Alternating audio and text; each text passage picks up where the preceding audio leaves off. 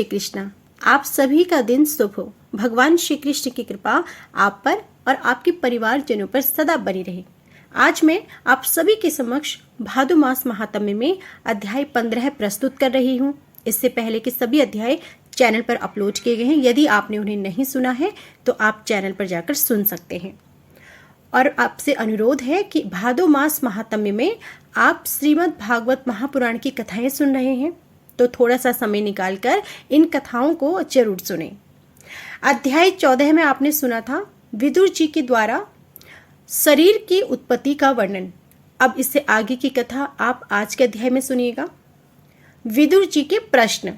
श्री सुखदेव जी कहते हैं, मैत्रेय जी का यह भाषण सुनकर बुद्धिमान व्यास नंदन विदुर जी ने उन्हें अपनी वाणी से प्रसन्न करते हुए कहा। विदुर जी ने पूछा, हे ब्राह्मण, भगवान तो शुद्ध बोध स्वरूप और निर्गुण है। उनके साथ लीला से भी गुण और क्रिया का संबंध कैसे हो सकता है? बालक में तो कामना और दूसरों के साथ खेलने की इच्छा रहती है, इसी से वह खेलने के लिए प्रयत्न करता है। किंतु भगवान तो स्वतः ही नित्य तृप्त और पूर्ण काम सर्वदा असंग है। वे क्रीड़ा के लिए भी क्यों संकल्प करेंगे? भगवान ने अपनी गुणमयी माया से जगत की रचना की और उसी से वे पालन करते हैं और फिर उसी से संहार भी करेंगे। जिनके ज्ञान का देश काल अथवा अवस्था से अपने आप या किसी दूसरे नियमित से कभी लोप नहीं होता, उनका माया के साथ किस प्रकार संयोग हो सकता है? एकमात्र ये भगवान ही समस्त क्षेत्र में उनके साक्षी रूप से स्थित है। फिर इन्हें दुर्भाग्य या किसी प्रकार के कर्म जनित देश की प्राप्ति कैसे हो सकती है? भगवान, इस अज्ञान संकट में पड़कर मेरा मन बड़ा खिन्न हो रहा है। आप मेरे मन के इस महान मोह को कृपा करके दूर कीजिए। श्री सुखदेव जी कहते हैं, तत्व जिज्ञासु विदुर जी की यह प्रेरणा प्राप्त कर श्री मैत्रेय जी ने भगवान का स्मरण करते हुए मुस्कुराते हुए कहा। श्री मैत्रेय जी ने कहा, जो आत्मा सबका स्वामी और सर्वथा मुक्त स्वरूप है, वही दीनता और बंधन को प्राप्त हो। यह बात युक्ति विरुद्ध अवश्य है, किंतु वस्तु है यही तो भगवान की माया है।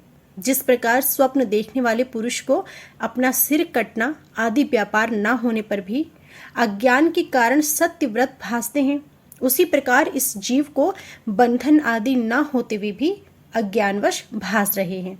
यदि यह कहा जाए कि ईश्वर में इनकी प्रतीत क्यों नहीं होती, तो इसका उत्तर यह है कि जिस प्रकार जल में होने वाली कंप आदि क्रिया जल में दिखने वाले चंद्रमा के प्रतिबिंब में ना होने पर भी भासती है, आकाश चंद्रमा में नहीं, उसी प्रकार देहाभिमानी जीव में हो मिथ्या धर्मों की प्रतीत होती है, परमात्मा में नहीं। निष्काम भाव से धर्मों का आचरण करने पर भगवत कृपा से प्राप्त हुए भक्ति योग के द्वारा यह प्रतीत धीरे धीरे निवृत्त हो जाती है।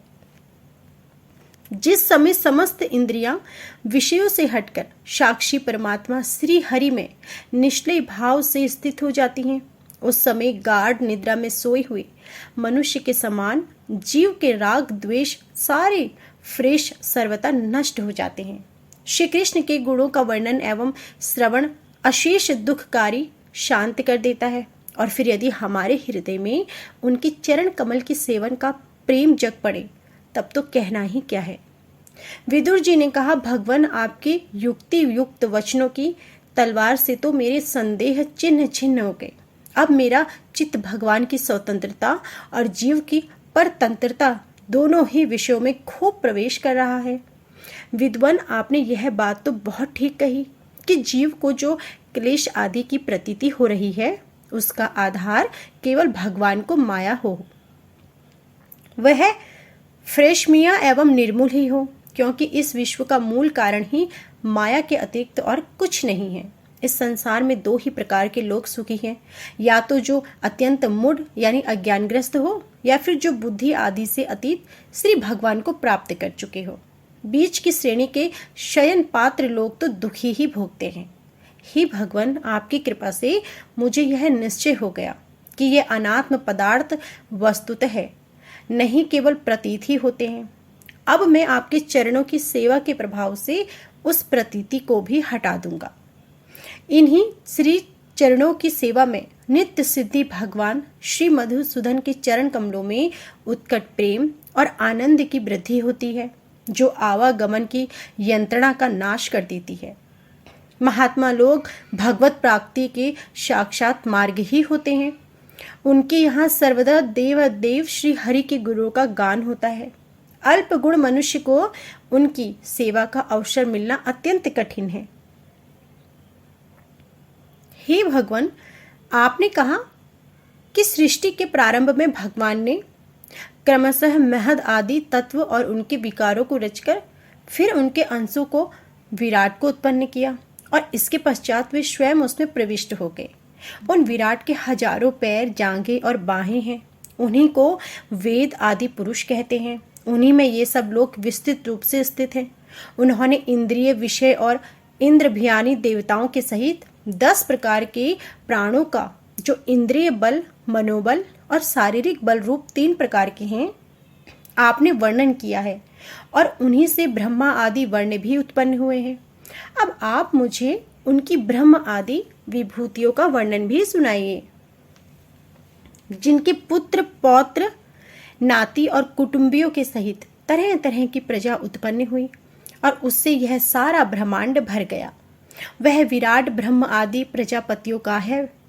उसमें किन किन प्रजापतियों को उत्पन्न किया तथा सर्ग, अनुसर्ग और मनयंत्र के अधिपति मनुओं की भी किस क्रम से रचना की।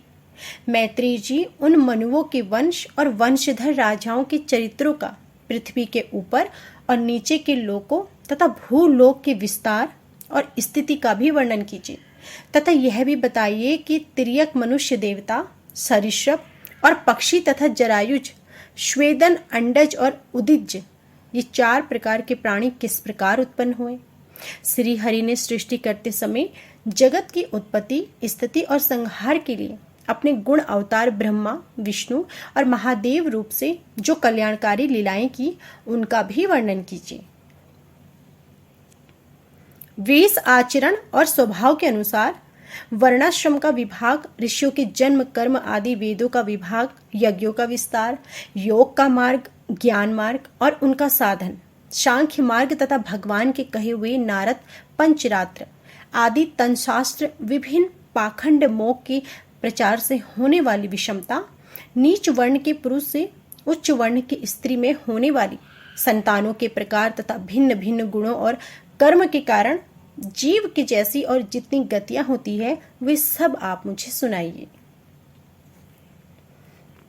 ब्राह्मण धर्म, अर्थ, काम और मोक्ष की प्राप्ति के परस्पर अविरोधी साधनों का वाणिज्य, दंड नीति और शास्त्र, स्वर्ण की विधि, योग का, श्राद्ध की विधि का, पितृगणों की सृष्टि का, काल चक्र में ग्रह, नक्षत्र और तारागण की स्थिति का भी अलग अलग वर्णन कीजिए।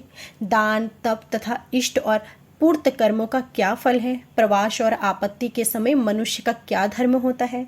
निष्पाप मैत्रेय जी, धर्म के मूल कारण श्री जनार्दन जी भगवान किस आचरण से संतुष्ट होते हैं। द्विजवर, दीन वत्सल गुरुजन अपने अनुगत शिष्यों और पुत्रों को बिना पूछे उनके हित की बात बतला देते हैं। भगवान उन महान आदि तत्वों का प्रलय कितने प्रकार का है तथा जब भगवान योग निद्रा में शयन करते हैं तब उनमें से कौन कौन से तत्व उनकी सेवा करते हैं और कौन से उनमें लीन हो जाते हैं।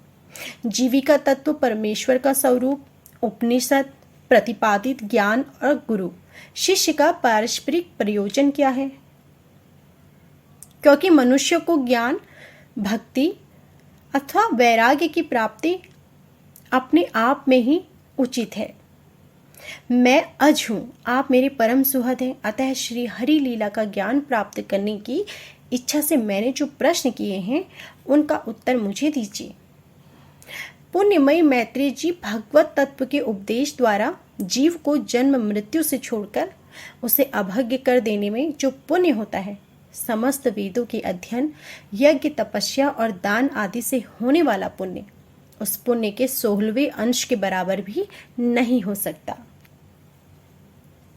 श्री सुखदेव जी बोलते हैं, हे राजन, जब कुरुश्रेष्ठ विदुर जी ने मुनिवर मैत्रेय जी से इस प्रकार पुराण विषयक प्रश्न किए तब भगवान चर्चा के लिए प्रेरित किए जाने के कारण वे बड़े प्रसन्न हुए और मुस्कुराकर उनसे कहने लगे। तो यह थी हमारी आज की संपूर्ण कथा। इससे आगे की कथा आप हमारे अगले अध्याय में जरूर सुनिएगा। और यदि आपने इससे पहले के अध्याय नहीं सुने हैं तो इस अध्याय को सुनने से पहले आपको उन अध्यायों को सुनना पड़ेगा। तो यदि आज की वीडियो पसंद आई हो तो प्लीज़ वीडियो को लाइक जरूर कीजिएगा। कमेंट बॉक्स में जय श्री कृष्णा जरूर लिखिएगा। जय श्री कृष्णा।